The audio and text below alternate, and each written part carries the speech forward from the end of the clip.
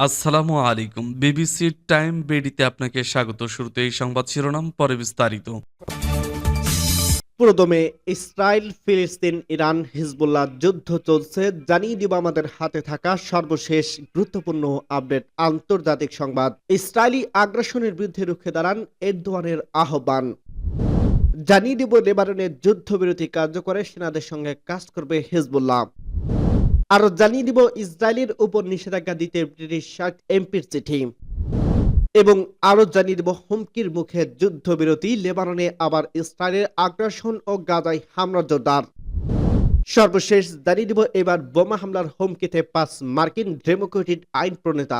শুনছিলেন সংবাদ শিরোনাম, এরপর বিস্তারিত। তার আগে অনুরোধ থাকবে, ভিডিওটি যদি ভালো লেগে থাকে ভিডিওটিতে একটি লাইক এবং কমেন্ট করে জানিয়ে দিন ভিডিও সম্পর্কে আপনার মূল্যবান মতামত, এবং আরো কমেন্ট করে জানিয়ে দিন ভিডিওটি আপনি কোথা থেকে দেখছেন এবং শুনছেন।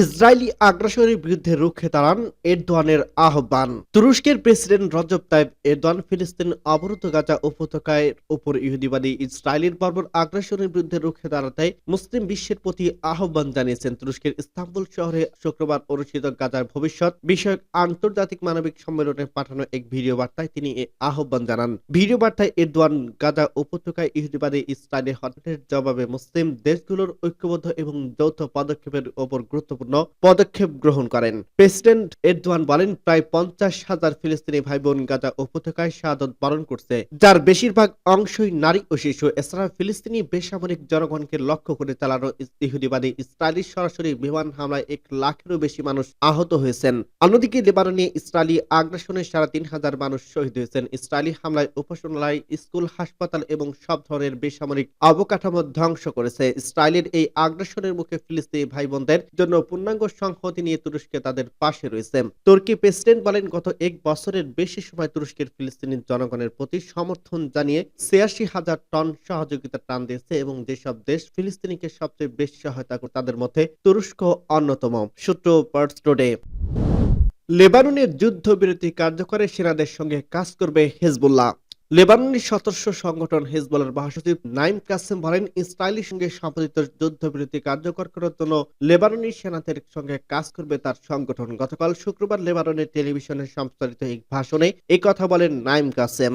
যুদ্ধবিরতি কার্যকর হওয়ার পর টেলিভিশন সম্প্রচার হওয়ার এটি প্রথম ভাষণ। হিজবুল্লাহর মহাসচিব বলেন, তিনি সেনাবাহিনীর সঙ্গে কোনো সমস্যা কিংবা মতের অমিল দেখছেন না। এর ফলে যুদ্ধবিরতির শর্ত মেনে লেবাননের দক্ষিণাঞ্চলে 60 দিনের মধ্যে সেনা মোতায়েন হবে। এই সময় ইসরায়েলি সেখান সেনা নিজেদের সেনা প্রত্যাহার করবে এবং হিজবুল্লাহ নিজেদের যোদ্ধা সরিয়ে নেবে। যুদ্ধবিরতি প্রতিশ্রুতি বাস্তবায়নে হিজবুল্লাহ যোদ্ধা এবং লেবাননের সেনাদের মধ্যকার সমন্বয়ের কাজটি উচ্চ পর্যায়ে সম্পাদন করা হবে বলে মন্তব্য করেন নাইম কাসেম। তিনি বলেন, লেবাননের প্রতিরক্ষা সম্পর্ক জোরদার করতে আমরা কাজ করব। এর মধ্যে দেশের দক্ষিণাঞ্চলে লেবাননের কিছু সেনা মোতায়েন করা হয়েছে। নিরাপত্তা সূত্র ওই সংশ্লিষ্ট কর্মকর্তাদের বরাতে রয়টার্স জানিয়েছে, সেনা মোতায়েনের সংক্রান্ত একটি বিস্তারিত পরিকল্পনা দেশটির মন্ত্রিসভায় উপস্থাপন করা হবে। গত বুধবার থেকে ইসরায়েল ও হিজবুল্লাহর মধ্যে যুদ্ধবিরতি চুক্তি কার্যকর হয়েছে। যুক্তরাষ্ট্র ও ফ্রান্সের মধ্যস্থতায় হওয়া এই চুক্তি অনুযায়ী লেবাননের থেকে নিজেদের সেনা সরিয়ে নিতে 60 দিনের সময় পাবে ইসরায়েল। এ সময় কোনো পক্ষই একে অপরের উপর হামলা চালাতে পারবে না।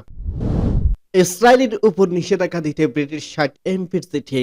ইসরায়েলের উপর নিষেধাজ্ঞা দিতে চিঠি যুক্তরাজ্যের পররাষ্ট্রমন্ত্রী ডেভিড ল্যামির কাছে একটি চিঠি দিয়েছে ব্রিটিশ 60 এমপি। এতে আন্তর্জাতিক আইন বারবার লঙ্ঘনের জন্য ইসরায়েলের উপর নিষেধাজ্ঞা আরোপের জন্য অনুরোধ করা হয়েছে। বার্তা সংস্থা ওয়াফার বরাতে শুক্রবার 29 নভেম্বর একথা জানিয়েছে আল জাজিরা। সংস্থাটি জানিয়েছে, চিঠিতে স্বাক্ষরকারী এমপিদের মধ্যে সাবেক লেবার নেতা জেমির করবিন রয়েছে। জানা গেছে, চিঠিতে গত জুলাই মাসে ইন্টারন্যাশনাল কোর্ট অব জাস্টিসের উপদেষ্টার মতামতে উল্লেখ করা হয়েছে, যেখানে ফিলিস্তিনি ভূখণ্ডে ইসরায়েলের দখলের বেআইনি ঘোষণা করে যত দ্রুত সম্ভব এই সংঘাত শেষ করার আহ্বান জানানো হয়েছে। চিঠিতে বলা হয়েছে, আদালত দেখছে যে যুক্তরাজ্য সহ সব রাষ্ট্রের বাধ্যবাধকতা রয়েছে যে তারা অধিকৃত ফিলিস্তিনি ভূখণ্ডে ইসরায়েলের বেআইনি উপস্থিতির ফলে তৈরি উদ্দীপ্ত পরিস্থিতিকে বেআইনি হিসেবে স্বীকৃতি না দেওয়া এবং এই সংঘাত বজায় রাখতে কোনো সাহায্য বা সহায়তা না দেওয়া। এই সংসদ সদস্যরা যুক্তরাজ্য সরকারকে থেকে ইসরায়েলের ওপর নিষেধাজ্ঞা আরোপ এবং আইসিসির রায় বাস্তবায়নের জন্য প্রয়োজনীয় পদক্ষেপ নেওয়ার আহ্বান জানিয়েছেন। গাজা উপত্যকা জুড়ে ইসরায়েলি হামলা বেড়েই চলছে। বৃহস্পতিবার মধ্যাঞ্চলীয় এলাকা জুড়ে ইসরায়েলি বাহিনী বোমা হামলা জোরদার করার পর প্রায় ৪২ জনের প্রাণহানির ঘটনা ঘটছে। সর্বশেষ ইসরায়েলি ট্যাঙ্কগুলো গাজা উপত্যকায় উত্তর ও দক্ষিণাঞ্চলীয় এলাকাগুলোতে আরো গভীরে ঢুকে পড়ছে। জাতিসংঘে বলছে উপত্যকায় খাবার দাবার দুষ্প্রাপ্য হয়ে পড়ছে এবং দুর্ভিক্ষ আসন্ন। গাজায় পানি সরবরাহ বেশিরভাগটাই পানের জন্য অনিরাপদ। কোথাও যাওয়ার কোনো জায়গা না থাকায় পরিবারগুলো পরিত্যক্ত বাড়ির বা খোলা জায়গায় বসবাস করছে। গাজার মধ্যাঞ্চল থেকে আল জাজিরার প্রতিনিধি তারেক আবু আজম বলেন, পরিবারগুলো শুধু পানি পান করে এবং খেজুর খেয়ে দিন কাটাচ্ছে। তিনি বলেন, বেসামরিক নাগরিকেরা বলছেন ইসরায়েলি বিমান ও গোলা হামলায় বিধ্বস্ত হওয়া বাড়িঘরের ধ্বংস অবশেষ নিচে তাদের পরিবারের সদস্যরা চাপা পড়ছে, তাদের উদ্ধার করা যাচ্ছে না। হুমকির মুখে যুদ্ধবিরতি, লেবাননে আবার ইসরায়েলের আগ্রাসন, গাজায় হামলা জোরদার। ইহুদিবাদী ইসরায়েলের বর্বর সামরিক বাহিনী যুদ্ধবিরতি লঙ্ঘন করে দক্ষিণ লেবাননে হামলা চালিয়েছে। এছাড়া অবরুদ্ধ গাজা উপত্যকায় দখলদার সেনারা বিমান হামলা জোরদার করছে। এতে যুদ্ধবিরতি মারাত্মকভাবে হুমকির মুখে পড়ছে।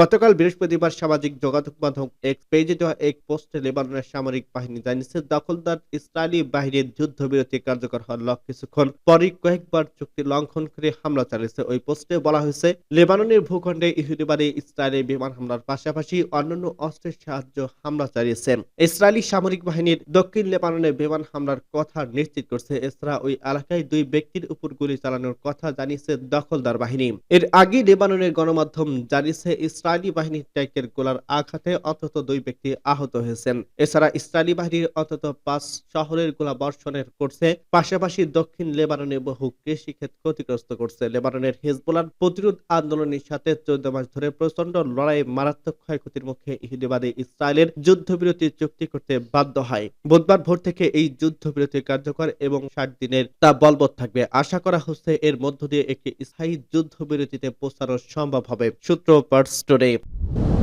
এবার বোমা হামলার হুমকিতে 5 মার্কিন ডেমোক্রেটিক আইন প্রণেতারা। নবনির্বাচিত মার্কিন প্রেসিডেন্ট ডোনাল্ড ট্রাম্পের হবু প্রশাসনের সদস্যরা বোমা হামলার হুমকির পর এবার একই হুমকিতে পড়ছে দেশটির অন্তত 5 জন ডেমোক্রেটিক আইন প্রণেতা। যুক্তরাষ্ট্রের কানেকটিকাট থেকে নির্বাচিত কয়েকজন জনপ্রতিনিধি জানিয়েছে, 5 জন ডেমোক্রেটিক আইন প্রণেতার বাড়িতে বোমা হামলার হুমকি দেওয়া হয়েছে। থ্যাঙ্কস গিভিং ডেতে পৃথক বিবৃতিতে এই হুমকির কথা জানালো কানেকটিভিট থেকে নির্বাচিত মার্কিন প্রতিনিধি জিম হাইমস, জাহান হেইন্স, জন লারসন এবং জো কোটনি। জিম হাইমস বলেন, এই দেশে রাজনৈতিক সহিংসতা কোনো স্থান নেই। আশা করি আমরা সবাই ছুটির মৌসুমটিতে শান্তিপূর্ণভাবে কাটাতে পারবো। প্রতিবেদনে বলা হয়েছে, বৃহস্পতিবার সকালে পুলিশ জাহান হেইসকে জানায় তার বাড়ির ডাক বাক্সে পাইপ বোমা রাখা হয়েছে। ইমেইলে এমন দাবি করা হয়েছে, পরে কোনো বোমা পাওয়া যায়নি। পুলিশ এই নিয়ে এখনো তদন্ত চালিয়ে যাচ্ছে। অন্যদিকে স্থানীয় গণমাধ্যম জানিয়েছে, মার্কিন সেনেটর কেস মার্ফিও একই ধরনের হুমকি পেয়েছেন।